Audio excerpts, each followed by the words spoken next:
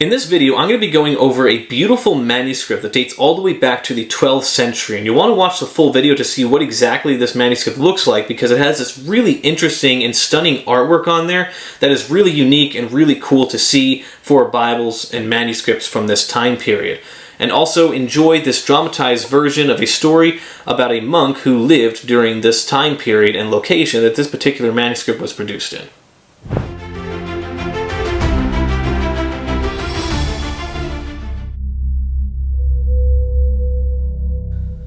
In the late 12th century, in the bustling town of Assisi, Italy, where merchants hawked their wares and the streets echoed with laughter, a young man named Francis lived a life of luxury and enjoyment. The son of a wealthy cloth merchant, he was no doubt the life of every feast, draped in fine fabrics and his laughter filling the banquet hall. As a boy, he would look up to see a glorious and brawny man garbed in heavy armor with a mighty sword at his side. He would see this rugged man riding down the streets of Italy on his valiant steed.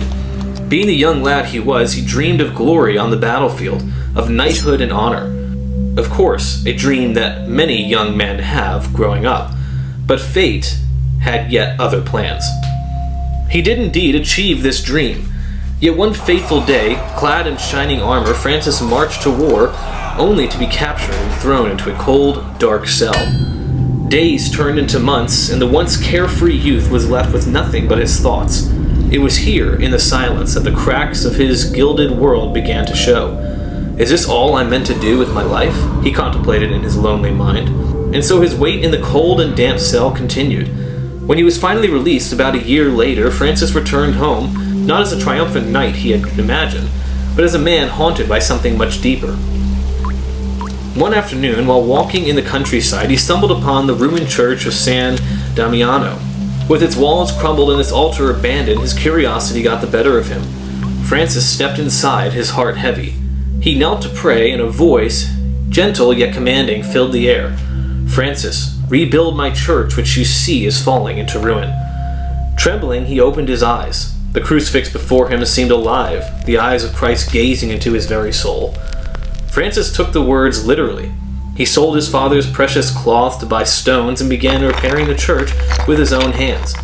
When his father discovered what he'd done, rage consumed him. In the town square, making quite a spectacle, before the jeering crowd, his father demanded that Francis return every coin. But the unexpected happened that left the surrounding onlookers bewildered. Francis removed his fine clothes, stripped to the barest rags, and laid them at his father's feet, saying, "From now on I have no father but God." The crowd fell silent. From that day forward, Francis embraced a life of utter poverty. He wandered the roads barefoot and penniless, preaching love, peace, and repentance. His passion was magnetic. Men from all walks of life left their homes to follow him, calling themselves the Little Brothers or Friars Minor. They lived simply, sharing what little they had with the poor and caring for the sick, especially the lepers that others feared to touch. Francis's love extended beyond people. To him, all of creation was a family. He called the sun brother sun and the moon sister moon. Birds flocked to him as though drawn by the purity of his heart. Once, in the town of Gubbio, he faced a ferocious wolf that had been terrorizing the villagers.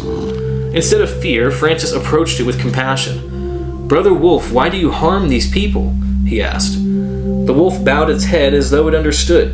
From that day on, the wolf lived peacefully among the townsfolk. But Francis's life was not without suffering. In his later years, his body was frail, his eyesight failing. On a lonely mountainside, as he prayed for deeper union with Christ, he received the stigmata, wounds in his hands, feet, and side, mirroring the crucifixion. The pain was immense, yet Francis bore it with joy, seeing it as a gift from God. When his time came, Francis lay on the bare ground surrounded by his brothers. His final words were a song of praise. "Praise be to you, my Lord, for all your creatures, for brother sun, sister moon, and even sister death." On October 3rd, 1226, Francis's earthly journey ended, but his legacy was only beginning. Within 2 years, he was declared a saint, and pilgrims flocked to Assisi to honor the humble man who had lived so radically for the Lord. So although there was some dramatization of that story, and of course embellishments here or there to make it a little bit more entertaining, the essence of the story holds to what is more or less understood about this particular figure, Francis. And although there could be some disagreements on him or how he may have done these things or what it actually looked like, that is up for debate, but it nevertheless gives an interesting insight into the people who lived during this time period and in this particular region. And so the item that I have in my collection doesn't tie to him specifically, but it gives a little bit of insight. There's a little bit of overlap there with it being in the same century that it was produced as well as the same region that it was produced. And the item that I have in my collection is, of course, this 12th century Latin manuscript. It's from a breviary, which is a liturgical manuscript. Now, if you don't know what a breviary is, it's essentially a book of prayers, hymns, psalms, and readings from the canonical hours. And this particular manuscript has these particular readings there on the screen that you can see. That's part of the canonical hours there. One thing I really like about it is the reading from Psalm 52. As a Bible collector, of course, I primarily like to collect Bible manuscripts or Bible leaves or complete Bibles if I can afford it. And so having other liturgical manuscripts is not a #1 priority, but is something that I will occasionally add to my collection if it fits one of my criterias. And so this one certainly does, primarily because of its age as well as this beautiful initial here. This is the initial O with very typical 12th century artwork on there. The colors are very indicative of that time period in history, which is something that I really love having. Now you may notice that there's some interesting details or aspect about this, and it's obviously the glaring and obvious ones is these interesting white portions on the manuscript. That's simply a repair for this manuscript. It's in pretty rough condition.